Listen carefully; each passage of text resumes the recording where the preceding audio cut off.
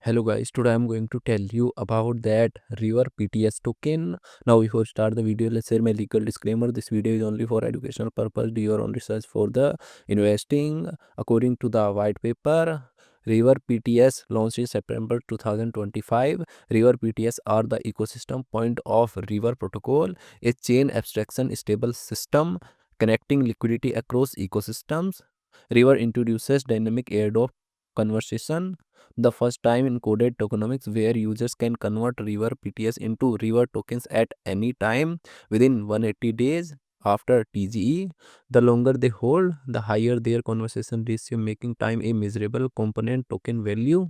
The mechanism transfers traditional airdrops into a live market, aligning users' participation, liquidity, and market timing. It also creates natural arbitrage opportunities between River PTS, River and perpetual features. River PTS token total supply is 576.68 million and circulating supply is also 576.68 million. River PTS token is listed on PancakeSwap v3, Uniswap v4 and other exchanges.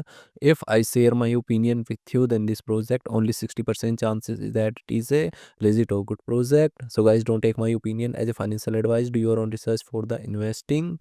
This project may be a scam. Thanks for watching.